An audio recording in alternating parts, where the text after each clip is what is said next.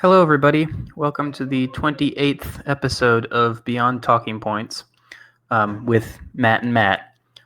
Today, we are going to have a conversation on anarchism generally. I sent my friend here a couple videos of Noam Chomsky explaining why he is an anarchist.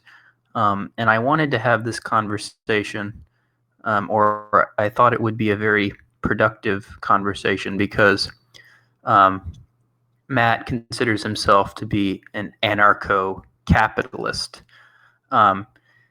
So, the anarchy is it's a very broad brush. That there are many different kinds of anarchism. Political philosophy, the terms aren't very precise. There's often a lot of different variations of particular political philosophies, and anarchism is no different. Anarchism, I think, if I remember correctly, it just derives from the Greek word archaea, which just means no government. And the history of anarchism is interesting, and it kind of goes back to certain philosophers in ancient Greece or ancient China. And as I said, the variations are wide. But I guess I wanted to sort of focus on where I think Chomsky's form of anarchism is more correct, and where I think anarcho-capitalism might not give the answers that I think an anarchist philosophy should be giving. So, an anarchist, how should I put it?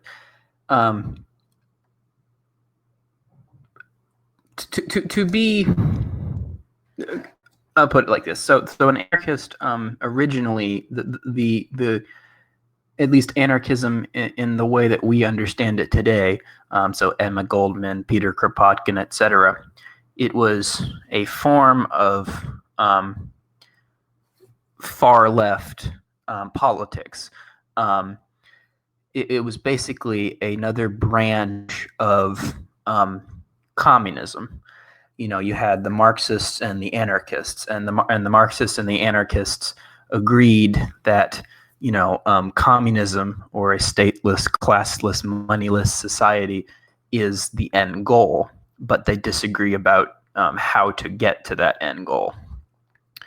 And so the anarcho-capitalist basically throws that on its head, because it takes a important part of at least traditional anarchist philosophy and says that it's wrong. That doesn't necessarily mean that anarcho-capitalists defend the kind of capitalism that we have, but it does mean that they are defending a kind of capitalism of sorts, however we're going to define these terms. And because I'm enough of a anti-capitalist, I am skeptical of the kinds of anarchism that is that advocates for capitalism. And I was also thinking, I'll just add one more quick point. I think I don't really like the way ancaps use language, or like the way they conceptualize ideologies and the different terminologies that you use in philosophy and whatnot. So, and maybe this is even where I differ from Chomsky a bit. Chomsky is more of that traditional kind of anarchism. He believes in worker control of the worker control of factories, basically worker-run economies, but he's also very pro democracy. He thinks democracy and anarchism go hand in hand,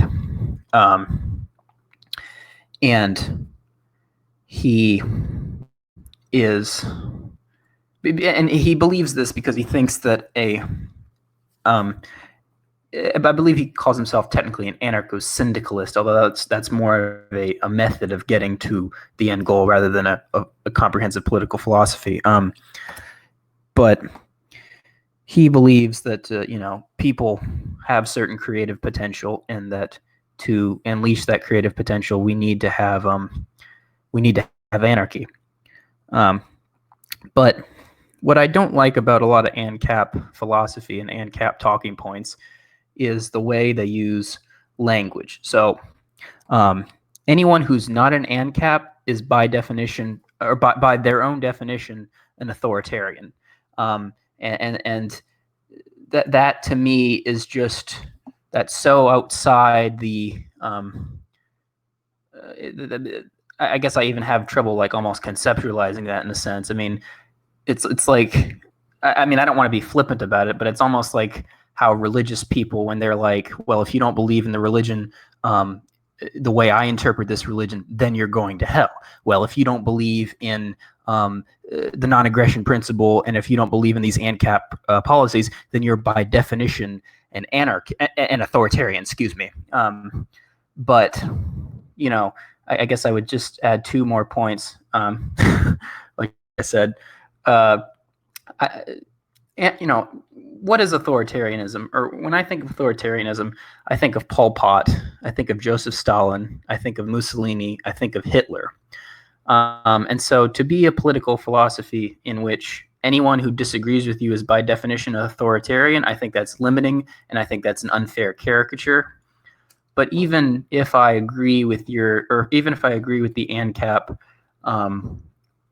understanding and say just anything that's not ANCAP is authoritarian, at that point, the label really doesn't mean anything, because you can just call pretty much anything authoritarian, but there are certain things where an authority is fine, is necessary. You said you believe in hierarchies, so the idea that there are authorities in certain situations, perfectly fine with me.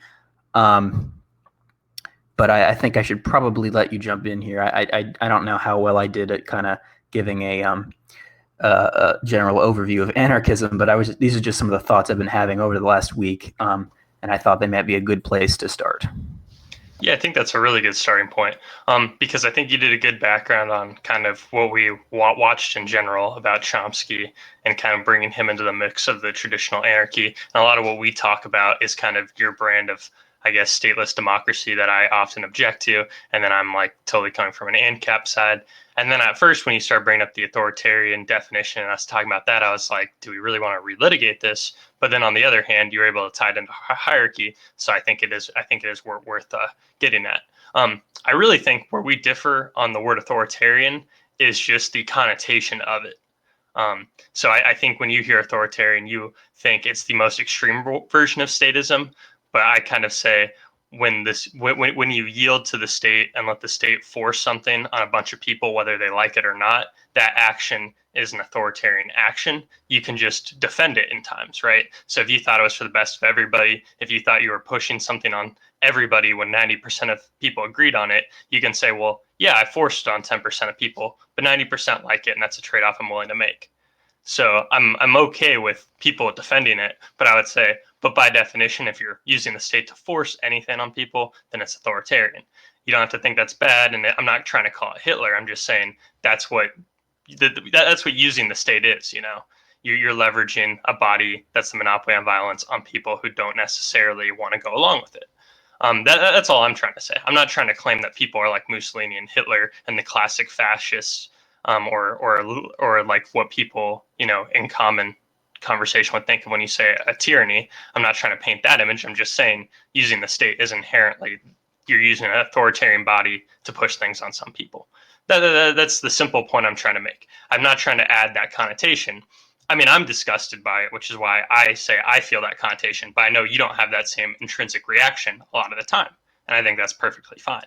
Now, I like how that segues into hierarchies, because when I was listening to Chomsky, I realized a lot of why me and Chomsky end up on completely different ends of the playing field, even though we both are anarchists to some degree, is we think different kind of hierarchies are legitimate, right? And this is when I was listening to Chomsky, why I kind of could see how he's starting the conversation at a place that I think is reasonable, but then the kinds of hierarchies he defends, I don't see why he defends some and takes down other ones. I just don't think he's making any really compelling points that are convincing to me.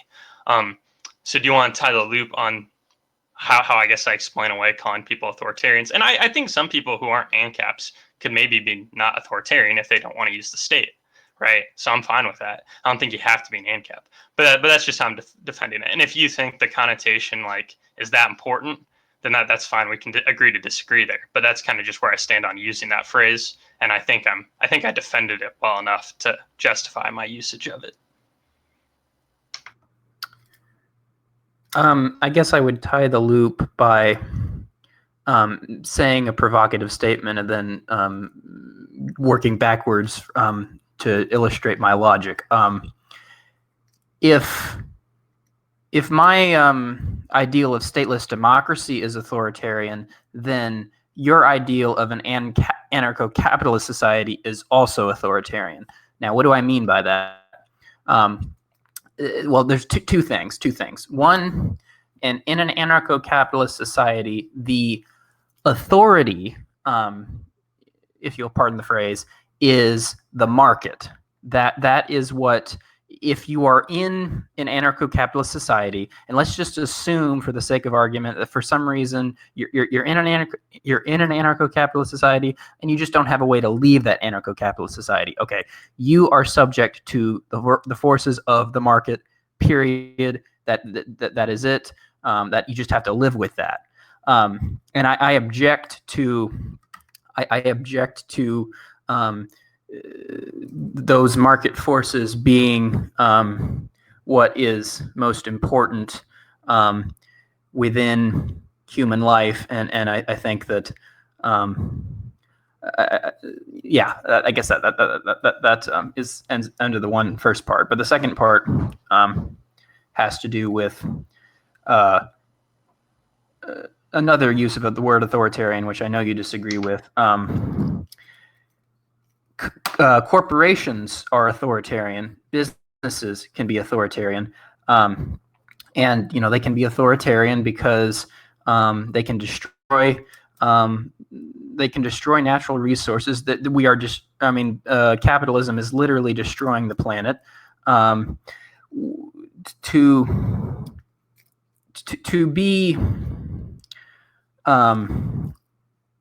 To be a capitalist or to own a factory or to own the means of production means you are depriving other people of the ability to own the means of production, and you are forcing people into situations where they have to work for you or they have to work for someone like you just to survive. So if you want to use this broad brush and you want to say, if you don't believe, if you're not an ANCAP, then you're authoritarian, then, I think the logic follows that at that point, everything is authoritarian because everything at some level is based on authority. And to be an authority means you can push your values, your beliefs. You can use your will is law in a sense, and so I'm happy to concede. If we want to use, let me put it like this. I'm willing to maybe backtrack that if we can agree that if we can agree that both of our versions of government of or both of our end goals aren't authoritarian, then I'll happily concede and backtrack everything I just said. But I just don't think you agree with that, because you think even democracy is authoritarian, because it's the will of the majority against the minority. So it's just, I have an issue with.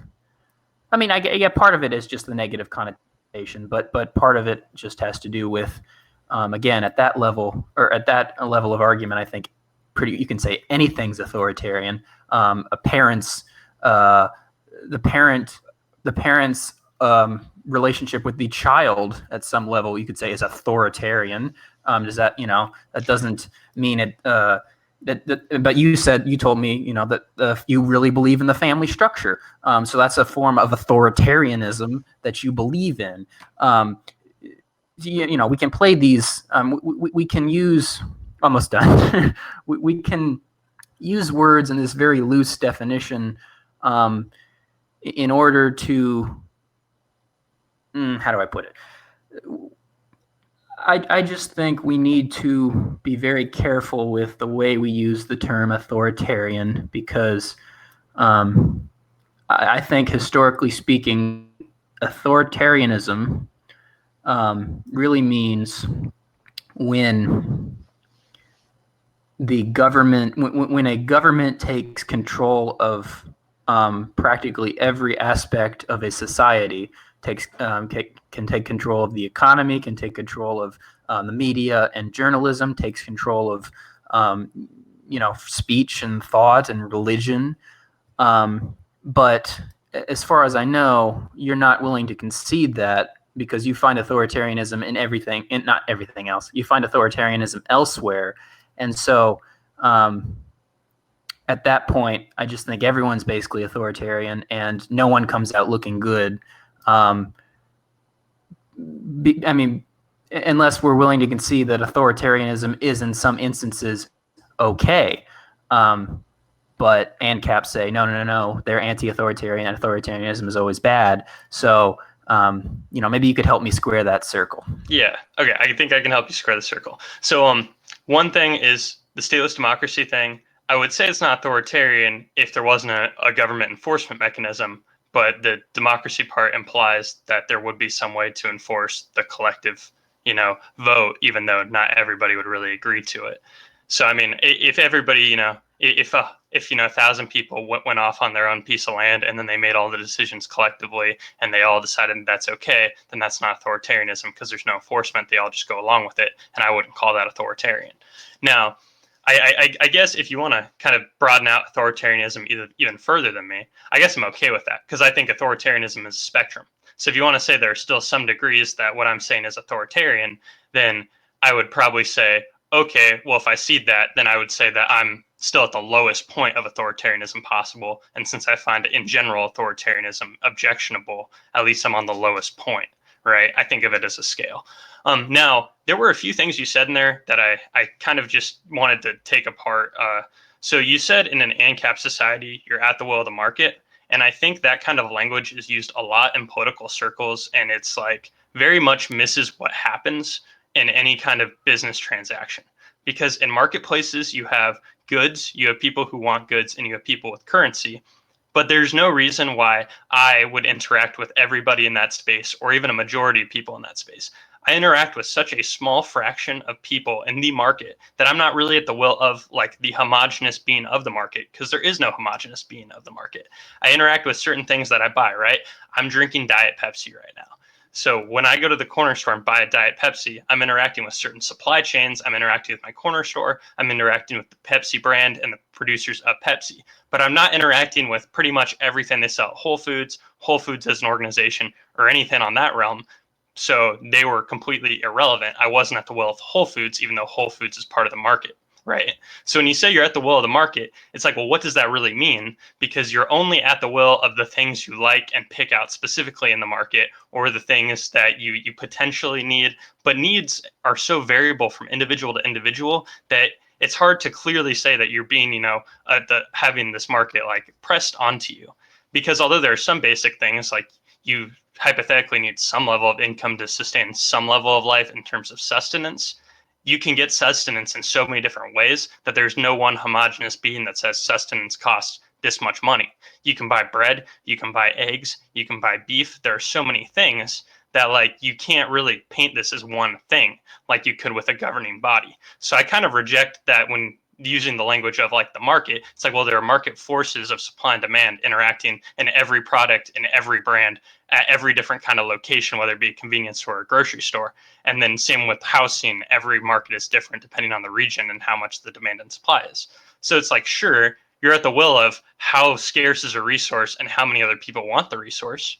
But everybody's acting voluntarily and everybody's acting on their own preferences. And it gets allocated based on how much you want something and how much of your income you're willing to spend on it. And I'm much more okay with that than I am the kind of hierarchies that I guess you defend, which is a majority vote can typically overrule things like, and that's generally kind of okay. And I think that's objectionable. But I think, you know, if somebody has a lot of something, but a ton of people want it, I'm okay with the person who has it selling it to people based on how much they're willing to pay. I think that's reasonable. And that is how you deal with scarcity in the world right now. So I think that's why I think that's kind of a legitimate hierarchy. And I kind of find it odd that Chomsky takes all these hierarchies. I'm like, well, this hierarchy is based completely on voluntary action. I feel like voluntary action is the way to derive a legitimate hierarchy because everybody who's involved wants to partake in it, right? I mean, obviously the family structure, which you alluded to, is different because I'm not a big defender of family values. I don't know if I've said that at some point. Maybe I said that at one point. I'm very indifferent about that whole thing. And you can chalk that up to it's just the default. So we do it and that's whatever. But in general, the kind of things I talk about when I talk about as capitalism without the state involved is based on voluntary. You do what you want. If you want a certain type of thing, you can buy it. But if other people want it, then you have to outbid them. And if somebody has a resource, they can choose who they sell it to or who they interact with. It's all about freedom of association and, you know, selling your goods to who you want. And I think that's the most legitimate form of hierarchy. And I don't see why other arbitrary things that involve you know, people being able to vote away, say, my income is any way more reasonable than that is. So that's kind of where I was starting to kind of feel myself at odds with Chomsky because I like the idea of being an anarchist should be evaluating what hierarchies exist and which ones are legitimate. But I somehow end up thinking a bunch more are legitimate, and then all the ones that he supports are things I'm kind of, I don't want to say like I'm disturbed by them, but I don't find myself morally aligned with them really in any capacity, which is kind of odd because I was accepting kind of his premise about hierarchies. So I think I'll let you jump in. So I'd like to begin my first point by mentioning the most famous philosopher in Western history, Socrates. So Socrates kind of had two philosophical principles: never submit and never have faith. And when I say never have faith, he means never take anything for granted, never believe something just because someone told you it. Think critically for yourself and analyze and examine to decide whether that what he or she said is legitimate or illegitimate. And I bring it up because I think those are good principles to try to live your life by, and I try to live my life by those principles. But I think it has to be said that we cannot live in a world or a world in which there is no pressure on you or people don't I'm trying to think of the exact word here. I don't think it's possible to live in a world where we are basically autonomous units. And if you're in a hierarchy, which we both seem to acknowledge are legitimate, we just disagree on the kind of hierarchy, perhaps. But if you are in a hierarchy of some sort, whether it's a family unit or just the way the market kind of plays out, or maybe the hierarchy that we have now with a centralized government. In any particular hierarchy that you can talk about, there are people who are kind of in charge of you, and then maybe you're in charge of some people under you. I'm not necessarily talking about a business, although that might be an even better example. And this almost goes back to our conversation about individualism and collectivism. So to be in a group of people, even if it's completely voluntary, means that you do not, you do not behave in certain ways, or you do not say certain things.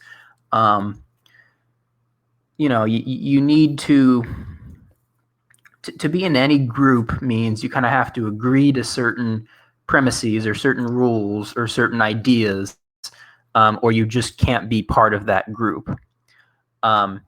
So, in our society, for example, you basically have to agree to follow, certain laws, to pay your taxes, and if you don't do those things, obviously, your life becomes much worse. And we can say that either those two examples are wrong, but I don't think we can say that the idea that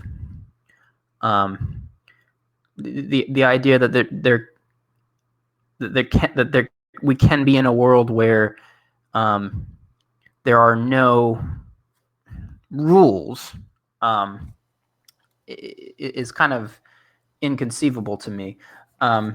Again, even in an anarcho-capitalist society, there would be rules you would have to follow, or you couldn't live in that anarcho-capitalist society, or at least something bad might happen to you. And that's just kind of the way that's just kind of what it means to be a human being. I think I bring up this example a lot, but Abraham Lincoln in the Civil War, when it came to slavery, he somewhat vacillated. For some time he was like, well, we should ship all the slaves to Madagascar, and then he was like, well, maybe we could free some slaves, not free others. But eventually he decided, okay, I'm going to impose my will.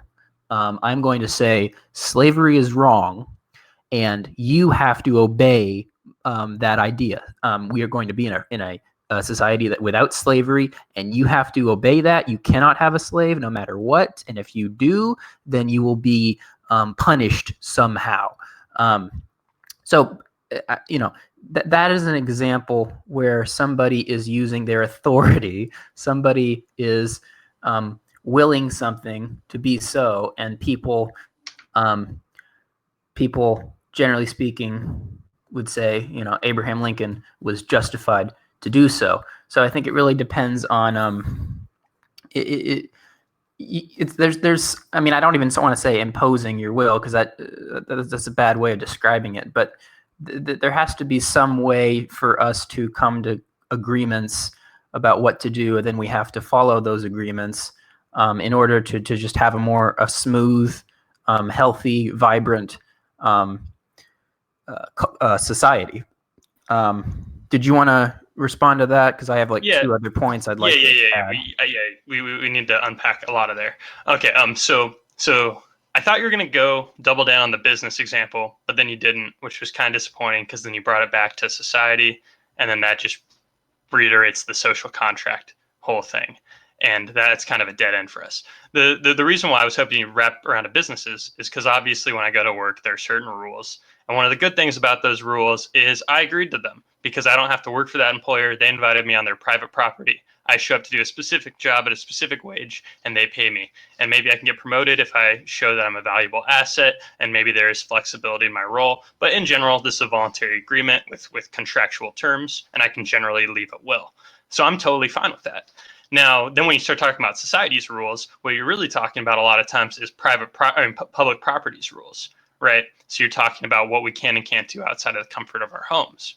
Well, the way the ANCAP society resolves this isn't that they have different rules or that there are no rules. It's just that you don't have public property. So you have your property, and you can have whatever rules you want on your property as long as you're giving people, the opportunity to enter into that contract when they enter your property, right? So I can't be unreasonable and clearly and know that I own a plot of land, but there's no sign I have that plot of land. I can't just say, well, my rule is I shoot on sight and you stepped foot on that and you didn't even know it, but I shot you anyways. Like, that would be unreasonable, and nobody's going to be okay with that. But there are going to be arbitrators in a system that doesn't even need the government to take on those edge cases. But in general, if you wanted to hang out at my house, I might have rules that are much more authoritarian than the United States government has, but it doesn't matter because it's my house. You don't have to come here. You knew the rules before you came here. We all agreed to them. If you decided like, oh, I don't like that I can't say whatever at Matt's house, even though I could normally say that on public property in the United States, and he'll kick me out and the government wouldn't. It's like, sure, I could be more authoritarian, but it doesn't matter. It's on my private property and you voluntarily agreed and I voluntarily invited you and everything was consensual. Then that's why I get so hung up on the social contract argument, is because much like slavery, to take a cheap shot, it's a contract I didn't agree to. I'm here, right? I'm here. I was born here, and I would have to get a lot of permits from both our government and other governments if I wanted to leave. And there isn't really anywhere I could live without a government. So I'm not trying to say it's similar to slavery, other than the fact that neither of those are legitimate contracts in any way of thinking about contract law, because they'd be voided based on the fact that there was no agreement. You just are stuck there, right? So I didn't consent to it. I'm not saying that I'm literally a slave, and I wouldn't say that I'm a slave of the government, although people are apt to make those analogies because it's probably similar to the comparison I laid out. So that's kind of where I stand. Obviously, I'm for rules. Yeah, but I'm not okay with public property, because then it's just a bunch of people asserting their rules and then 60-40 wins, and then it goes beyond public property because then it inserts itself into like my work, right? And then it takes 30% of my income because other people voted it away. Well, in my look at things, you don't have public property. People can make rules on their own property, and then we abide by people's rules and respect what they want. And if you don't like somebody's rules, you don't interface with them. You find alternatives, and there are alternatives to almost everything. That's why people act like you're a slave to your employer, but there are a ton of jobs out there. So if you think one employer is too rigorous or expects too much, you quit that job because they have bad work-life balance. And that's why employers all the time are trying to give employees good work-life balance nowadays. Is because they know that employees want that, right? So that's how things would. I'm okay with that conception of how things would function. And I just want to note, hopefully we'll have time to backtrack to it, but I do like the Socrates quotes you laid out, and maybe it'll be for another day. Maybe I'll steal those two things to set up a different conversation, but there's definitely questions I have about a lot of the things that Chomsky lays out and some ancaps lay out that I feel like are taken for granted that give me great distress. And that's part of why I'm not on your guys' boat. So I need to put that in my brain to remember to wrap back around to that at some point. So feel free to respond and then move on to your other 2 points.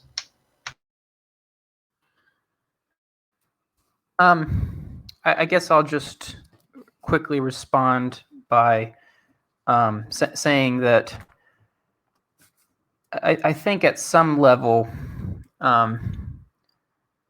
the idea of consent breaks down. So I did not consent to be a U.S. citizen, but I do not see that as somehow a deprivation or slavery. Not that you would say it's slavery, or I don't see it as a way for other people to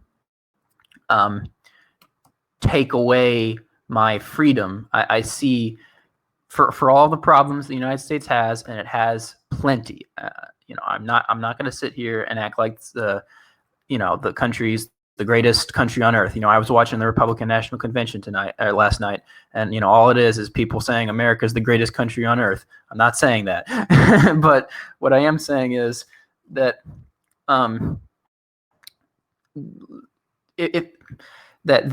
for lack of a better term, perhaps the social contract gives you a kind of freedom that you cannot have otherwise. Now, do you need to respond? Would you like to respond to that, or shall I move on to my other 2 points?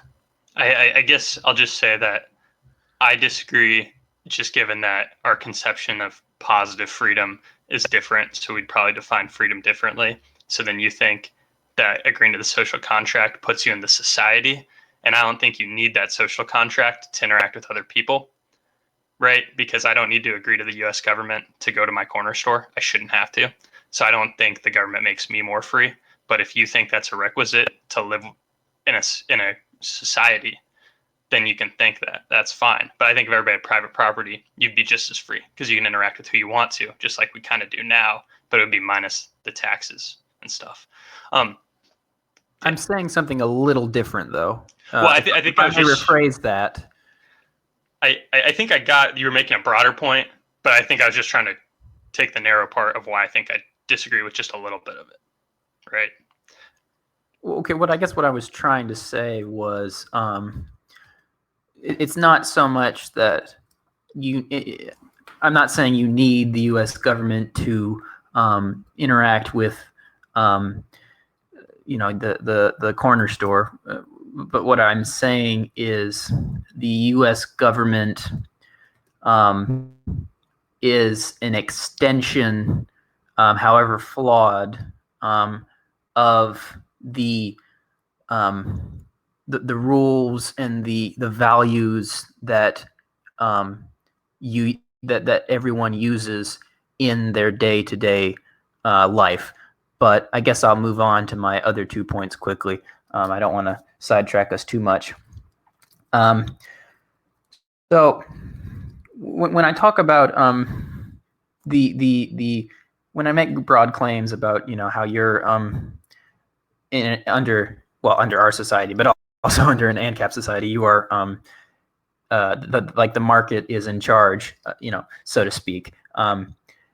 I guess what I'm trying, it maybe it's slightly misleading. It's probably better to say that those in the top of the hierarchy, that is, or in the top of the hierarchy that can occur during within a free market, those people are imposing, or those are the people that you are beholden to at some level, and I even mean that not just like the top 10 richest people on earth, but I mean everyone down that hierarchy of needs, all the way to the principal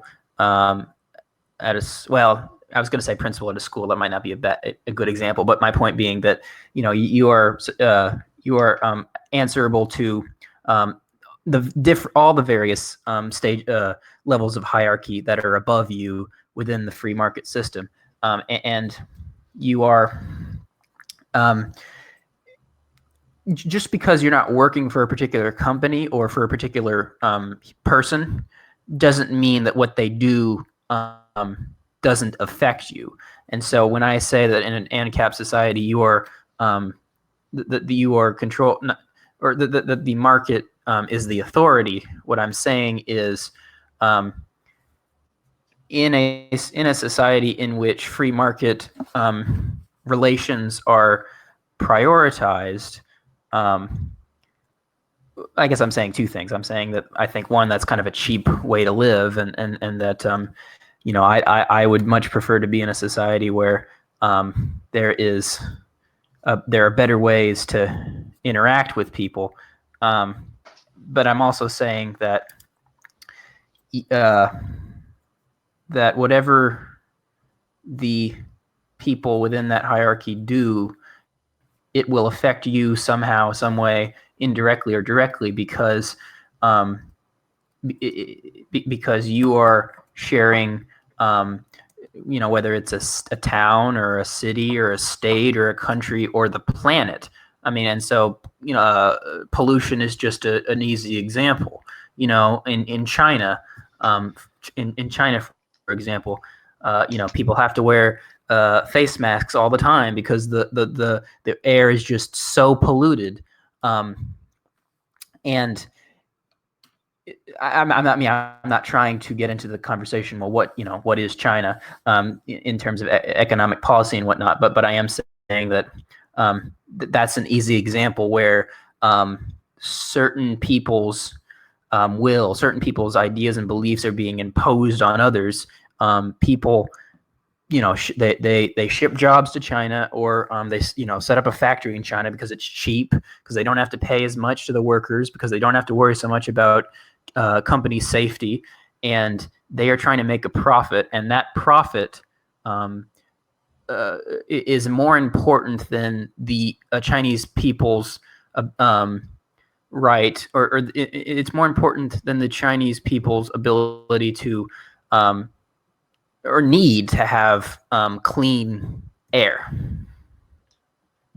Okay, so a lot of things that you're talking about, I guess, could loosely be categorized as externalities of the market. A lot of them I'd push back against for like a wide variety of reasons, usually topic by topic. Now, to some extent, the environmental one and vaguely pollution as a whole phenomena is kind of hard to talk about in general, because like the most reasonable thing to do is to try to revitalize individuals' rights, and by giving them some sort of property claim to a fraction of the environment in whatever area they're in, right? So then at least the environment that directly affects you most, you'd have to sell off your right to polluting it to people who want to pollute it in terms of production. And then in that way, in their business model, they have to account for paying for their pollution, and you get the money that they had to spend, right? I think that's an okay solution, but then it's not really, because, well, if everybody sells off their rights and I don't, I still have to deal with it, because it's too, you can't really apply property rights to that. Because it's just the air. I still think that's a better solution than, say, like a carbon tax, but it's something. So that's like kind of one of those weird anomalies that's hard to respond to. But then when you talk about, say, like outsourcing jobs, then you kind of like weigh into the idea of positive rights really quickly when you're kind of trying to make the case for that. And I don't know if that's something we want to dwell on. But I'm going to put a footnote on that, and then you can decide in the meantime, as I address the first part of what you were saying, if we want to, I guess, come back to positive rights or not. So we were talking about the hierarchy in a capitalist society, and there are certain people who you're kind of beholden to some extent. Well, I think one of the beauties of the capitalist society, though, is those people, although there are a lot of them, the more you spread it out, the more there are, the more diffuse the power is, right? So to some extent, let's say I go to the store and I want to buy an orange. Well, the people who sold oranges to the grocery store, who's at the top of that supply chain, to some extent, I'm somewhat beholden to the person at the top of that supply chain that decides whether they produce oranges or not. Now, if you reflect back about 12 episodes ago, I'm just spitting out a number, but it's the Defending Anarcho-Capitalism episode. You gave me that prompt about how anarchy is the truest form of democracy, and then I spun it around in the way that author definitely didn't intend to put it, where I said, bidding in a market is kind of voting in a way that actually matters, because you're saying, I'll buy your good for this price. And if a ton of people want to buy something, but you only have a little bit, then you voted with your money, and they're like, oh, we're going to make way more of that then, because we can make a profit, and a ton of people are willing to buy it at that price. So then production happens as a result of all this demand. So to some extent, at the top of all of these individual hierarchies of producers of different goods, which, as I mentioned, the power is very diffused because you can only be a hegemon of so many goods, right? They're beholden to people wanting to buy their stuff. If you make a product, even if you're a huge company like, I don't know, like Hasbro, they probably make a lot of money. Let's say they have a huge amount of profit, right? So Hasbro can afford losses, but if they make a bunch of stuff nobody wants, nobody is going to buy it. It's going to end up on a clearance rack for a tenth of the cost, the tenth of the amount it costs them to make it, and they're going to lose a ton of money because nobody wanted it. They're still beholden to the people who buy their product. So I would say that's more, you have more accountability in capitalism to your consumers than any form of government we've discussed. And then I would say the power is diffused because there's dozens and dozens of different kinds of hierarchies. And then I would say the most destructive ones in our society that relate to, say, capitalism are in the financial sector, generally related to the Federal Reserve and how they control the money supply and the interest rate. And that's what ends up causing most of the problems in our economy. So I guess I would say if you didn't have them involved, sure, you do have hierarchies, but it's based on people owning a supply of goods, owning a plant, and then if you want the stuff, you buy it. If you don't even want it, it doesn't even matter because you didn't want their good anyways. So they have no power over you because you don't care about action figures for something you don't watch and you don't want the memorabilia for, right? So Yeah, I think that's a general thought about that. And then earlier in the episode today, you mentioned when somebody owns the means of production of something, it takes the means of production away from other people who could own it.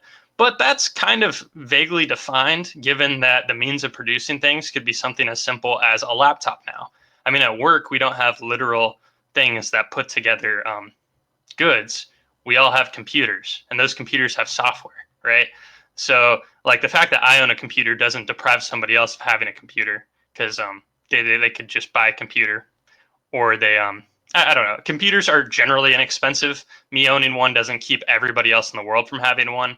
Um, they're generally accessible. A lot of software is relatively accessible. So as we've progressed, in 2020, there are a lot less barriers to entrepreneurial ventures or small businesses. So I think that means of production thinking that is very broad and only kind of talks about specific factories for specific things really kind of starts to lose its sway. And I just kind of don't like that vernacular. Um, so yeah, I spit like three things at you, and I think you've jotted down some stuff. So go for it. Okay, so it's hard to know. I guess I will try to respond to a few things you just said, and then after you've responded to my responses, I'll give you my third original point that I had. So first point, and I'm actually this is something that Chomsky said in one of the videos that I sent you. You'll probably remember he brought up Adam Smith, and Chomsky said that Adam Smith, you can hear me, right? Chomsky said that Adam Smith thought that the market was a. Go ahead. I just want to jump in on the Adam Smith thing. I know the viewers probably haven't watched the clip. I hated this part of what Chomsky had to say, so I just kind of want to maybe cut this off at the knees to save time because we are kind of on a time crunch. So Adam Smith's argument that Chomsky talks about, he pretty much says everybody misrepresents Adam Smith, and he says Adam Smith really only likes free markets because he thinks free liberty will lead to like complete equality in some sense. So I think I just want to jump in and say, I think that was a weird appeal to authority that Chomsky said, kind of as a gotcha. And I don't care about that conception of Adam Smith's thought, because if Adam Smith thinks that, I think he's wrong, and I think it's a bad point, and I don't even think equality is a good end goal. So maybe I'll throw that into your conception to give the quick background on it, and then I just wanted to jump in because I don't think highly of Adam Smith, and if that's what Chomsky says Adam Smith really is, then I'm like, okay, who cares? I think Adam Smith's wrong now too. So kind of want to jump in front of that. Okay, so my interpretation of what Chomsky said Adam Smith was arguing was as follows. Adam Smith thought that the market was a good way, or the market was a good way to distribute goods and services at the point where there is, at the point where people are on an equal playing field. Now, it doesn't even necessarily have to be perfect equality. Maybe that's what Adam Smith thought. Maybe he did think it had to be perfect equality. But my issue, I suppose, with anarcho-capitalism as a whole is because it would basically start at where we. Okay, let's just assume that like tomorrow, the U.S. is a collection of ANCAP countries. Let's just not countries, because they wouldn't be countries, but let's just say that the whole main mass that is the United States became anarcho-capitalist tomorrow, and that would mean that at the very start, there is already massive economic inequality. There's already massive economic differences, and that would just increase the longer anarcho-capitalism was put into place. So you can say that markets are a good thing, or that markets are the best way to run a society, but they're not the best thing when you have not taken into account that people are incredibly that I don't have as much as Bill Gates, but a homeless person in my hometown might have even less than I do. It doesn't take into account the different material circumstances of individuals, and I think that is fundamentally unjust. Okay, so I don't think part of that is endemic to ANCAP philosophy, because ANCAPs don't really, as far as I know, there isn't a hugely agreed on canonized way to get from point A to point B into Ancapistan. And that's mostly because, much like your ideal, mine's not going to happen anytime soon. And I know there is some work on it, but I do think a lot of ANCAPs think some of the most wealthy people have gotten wealthy unjustly. Now, if somebody got wealthy in a just manner, just based on people wanting their stuff and they sold at a high profit, then I'm fine with that. I'm fine with that person having plenty of money. But if in the intermediary phase, if you wanted to show somebody unfairly used cronyism to give themselves a ton of wealth, right? And then you want to confiscate it to them before we go to Ancapistan, I don't know if I really mind. And I think the assertion that being an ANCAP society would inherently make income inequality worse, I don't know if that's founded upon. Just because when people attribute income inequality growing to capitalism, they're really referring to our current state capitalism, and that's corporatism, and we wouldn't have that in Ancapistan. So I'm not convinced that a free market would actually lead to more income inequality, but I am convinced that corporatism does, because corporatism likes to enrich the rich further. So we agree on that criticism of corporatism. And then I would say the way you deal with the people who are super homeless is people collectively agree on things, right? So all the people who enter voluntary interaction and you say, we want to help this guy. Charity's not illegal, right? You can still help somebody if you have more stuff than them, but you guys just volunteer to do it. So if you know some people are poor, you guys say, okay, well, this guy has a little space of land. Let's set up a mini homeless shelter here. And you can still come in and contribute to that. There's no problem with doing a voluntary welfare. Okay, I had something I was going to say, but I forgot. So I'm just going to keep going down this list until until we're done with the episode, or until you have to go. So I'm going to skip positive rights for now. That's something we need to come back to, but I'm going to skip it for now. Okay, so the next point. I agree with you that the market, or the capitalism, generally speaking, has led to more democracy, or has led to more people having a say in the kind of world that they want. You don't have to call that democracy. Give it a different name, but it has enfranchised more and more people. But I think my criticism, and the criticism that Chomsky and many other left-wing anarchists have, is that and some Marxists have, is that I don't think capitalism is continuing to do that. I think the historical trajectory that we're seeing is that we are actually getting less and less equality, less and less enfranchisement. That might be a better word, than we were. And I think looking at the third world is a perfect example of that. And then to respond to your point about how the means of production has been expanded now that people have iPhones and laptops and whatnot.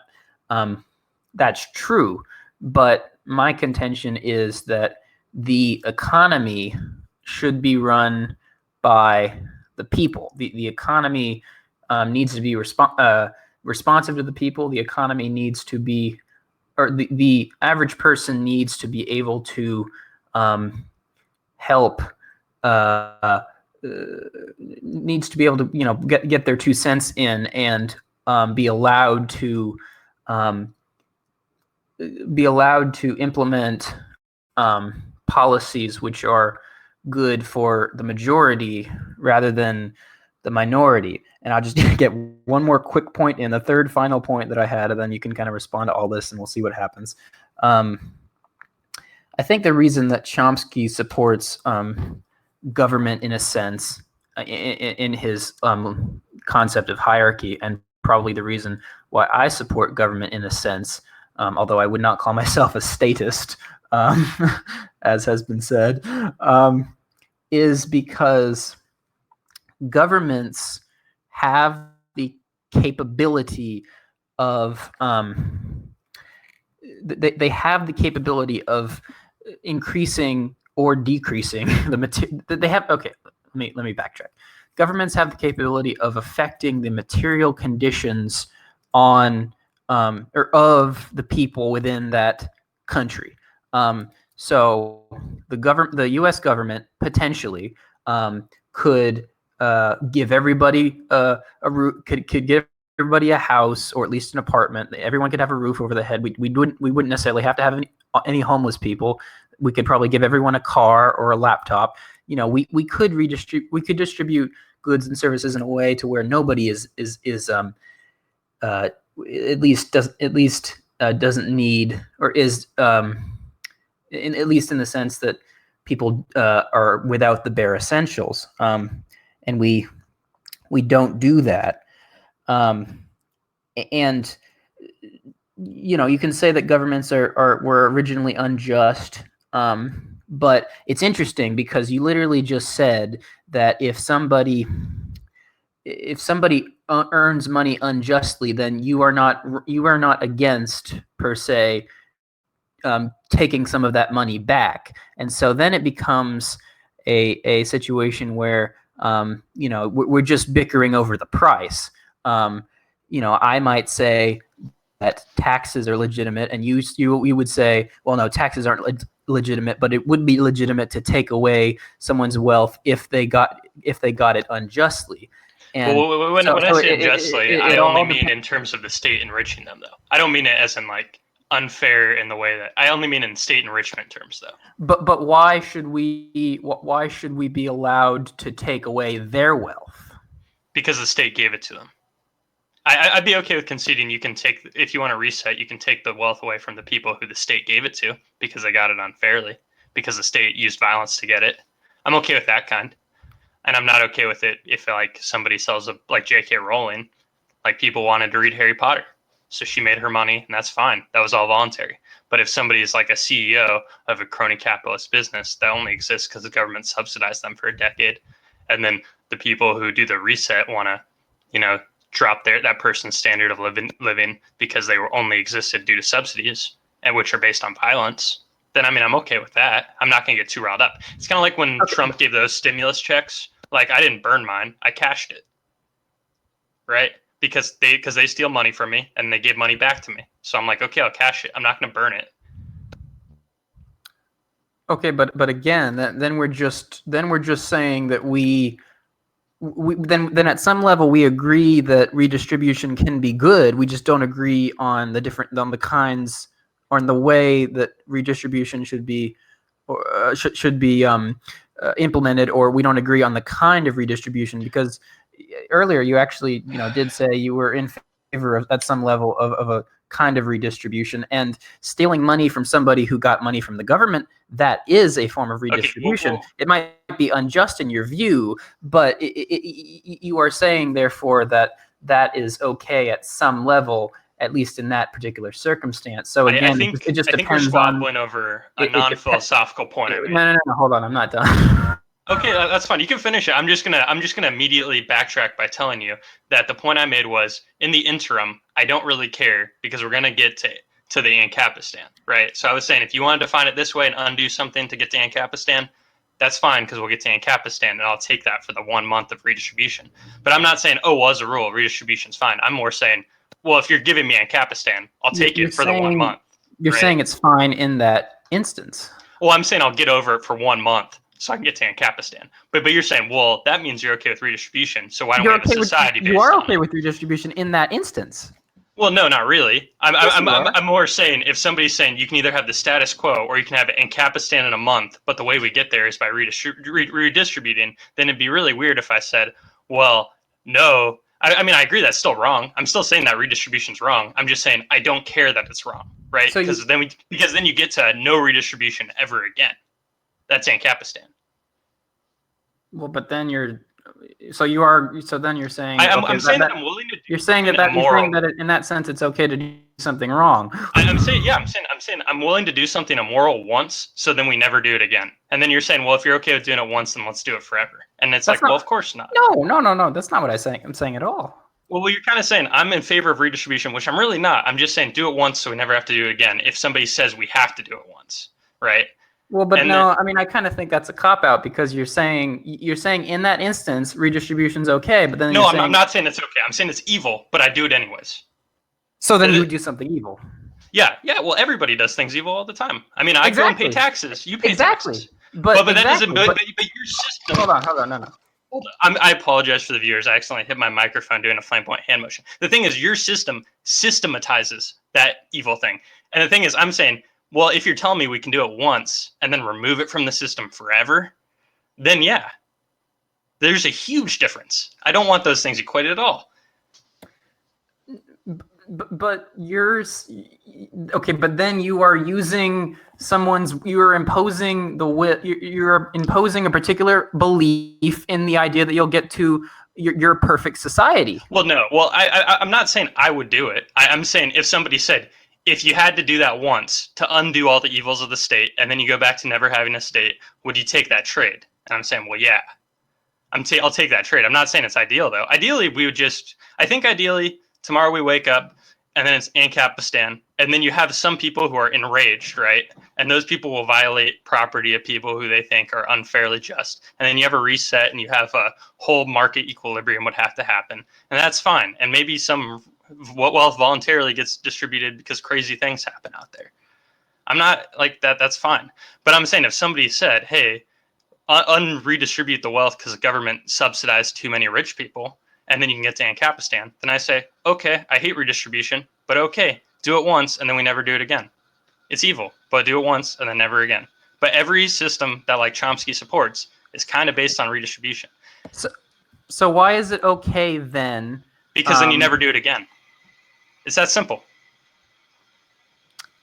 No, well, I don't think it is that simple. Because see, I think you're overreading it. I'm more saying I'm not making a philosophical stance. I'm compromising, right? I'm making a compromised position. I'm just saying, on principle, I oppose it, but I do it once to never do it again.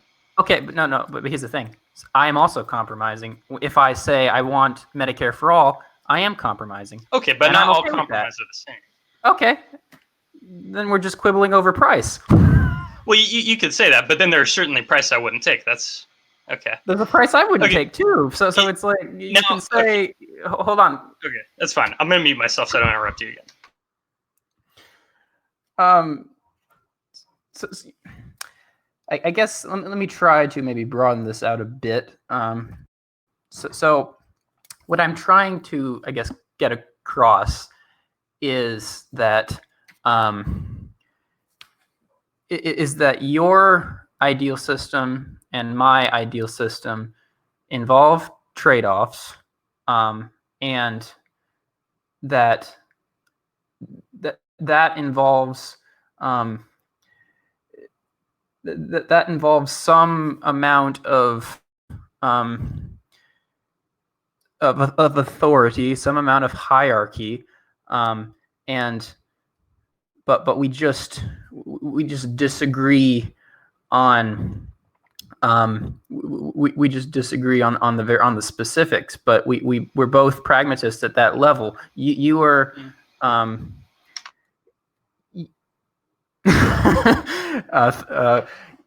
you would say that well, you even said just now, you said tomorrow there's, if there's ancapistan tomorrow, and you said something about some people go crazy and maybe redistribute some wealth. It's like, okay, but at some level you are agreeing to what you called evil. And I guess what I'm trying to say is, I feel like you criticize me and you say, oh, Matthew, you're a statist. You go along with evil. That is wrong. You shouldn't do that. But you are turning around and saying, I will also go along with evil in certain circumstances. And so I just don't see a way around this. I feel like ancaps, they're kind of, they do these moral purity tests. It's like, I'm not evil. Everyone else is evil because they're not an ANCAP. But what I'm trying to say is we're all evil at some level, and that there's evil almost built into these, ideological systems, but we don't seem to want to acknowledge that. Okay, so I guess I'm going to make 2 points on 2 fronts. So one, I made the tactical error of agreeing to something that is not really philosophical and isn't really contingent on my ideas, because I do think there isn't any of that evil in my ANCAP society. The only argument we can make, which is what we just got hung up on, is that there could be evil in the transitionary phase. Now, I wanted to draw a quick chart, and I don't know how well you're going to see. Really quickly. Okay, really quickly, yeah. Okay. I don't think I'm getting hung up. There is evil even built into your ANCAP society, let alone the transitional phase. Okay, well, we can get into that next, because I don't think there is any, because then it's not based on authoritarianism. So we'll delve into that. That's what we should have been talking about the whole time, but we got hung up on this point, so I need to explain this point, because I'm kind of indirectly getting called contradictory, and I'm really not. And this is a very logical trade-off. Okay, so let's see. So you can't see that very well at all. Okay, so we got this first graph here. You see how it's just a straight horizontal line? That's our current system, right? So that horizontal line is how much evil there is. Now we have this one, right? So there's a horizontal line, but then it drops completely there. And the dashed line shows when other people are in charge of the evil that's going on for the transition phase, right? So you do have some evil that is undoing the state's evil. You're right. That exists. But then the evil goes to zero, because the whole point of ANCAP is it goes to zero on the redistribution front, right? Because you don't have a central planned authority that is stealing people's wealth, confiscating and giving it to other people. So hypothetically, even if I said ANCAP didn't have to start tomorrow, there was a transitionary phase, it wouldn't be contradicting, because that huge layer, because the line doesn't go across all the way now, it cuts off rapidly, and there's only this tiny sliver that would be the intermediary phase. It doesn't really contradict it, because clearly we're not okay with redistribution. That's why we're dropping it to zero.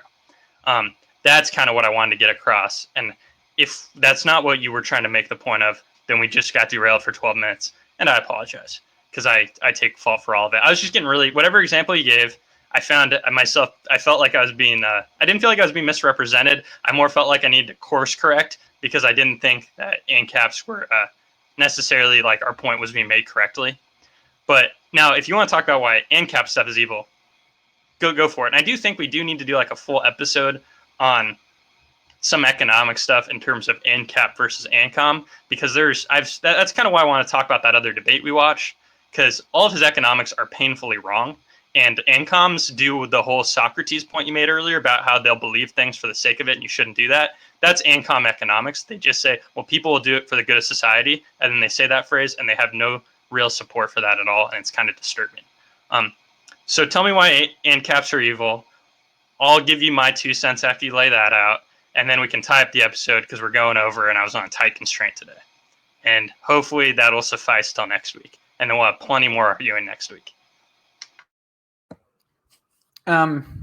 So, well, I guess I also apologize. I was not intending on, like, I wasn't trying to be like go into attack mode.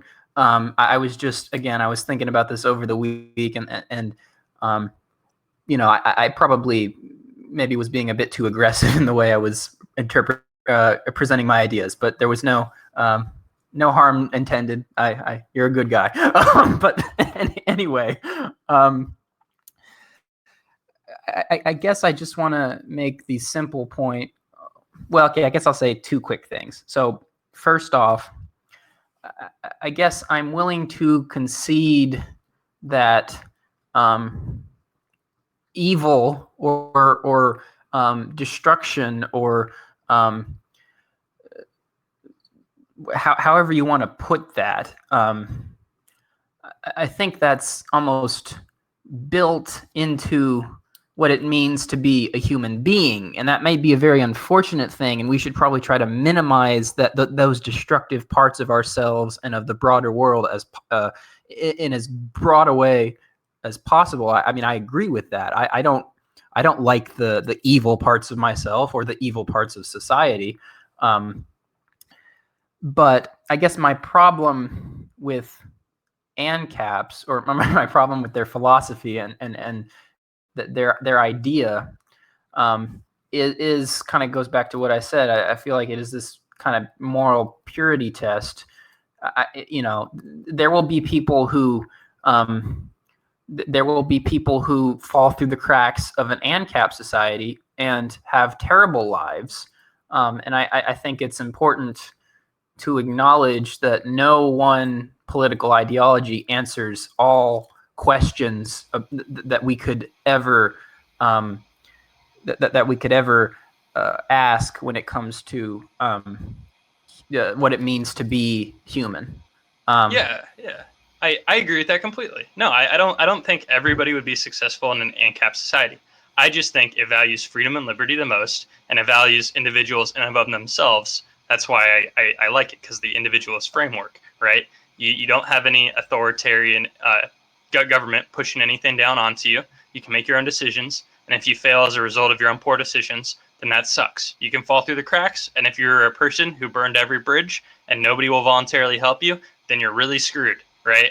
I don't expect ANCAP to resolve stuff for everybody, but it leaves it, the onus is on the individual. It's not on the violence and force endemic to anything the government does through, threatening to put you in a cage for not paying taxes or for interfering in every business interaction in society.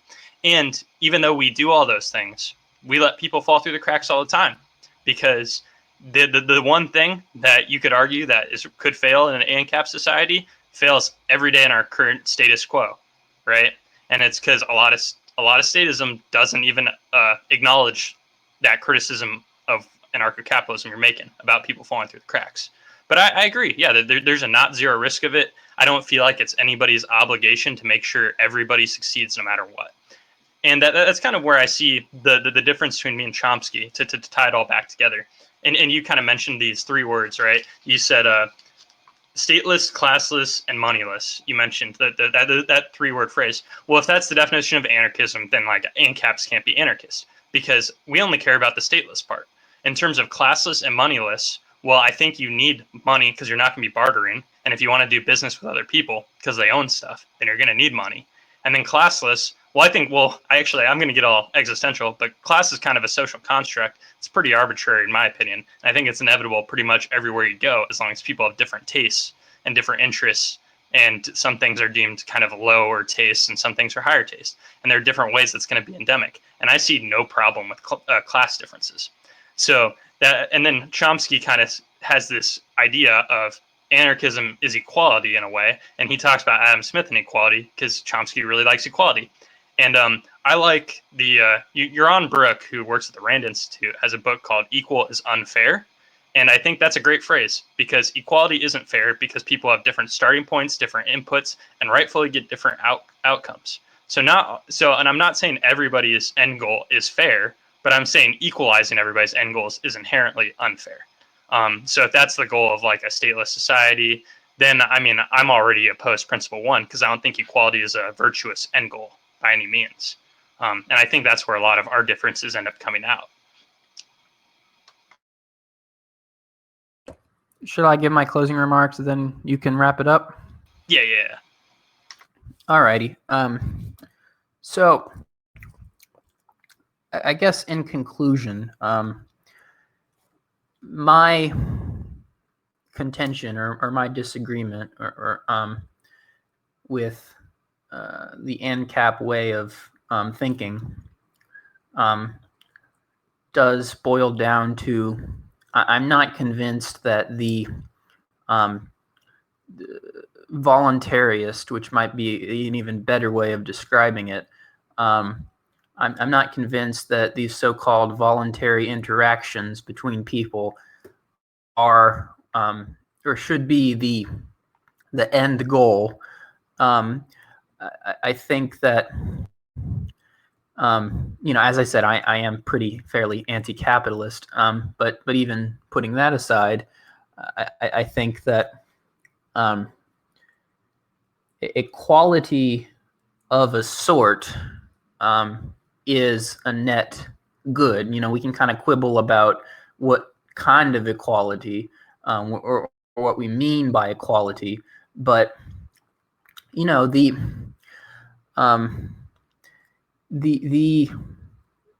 founding fathers, they it's kind of interesting if you think about kind of the debates they were having and their different like political ideas,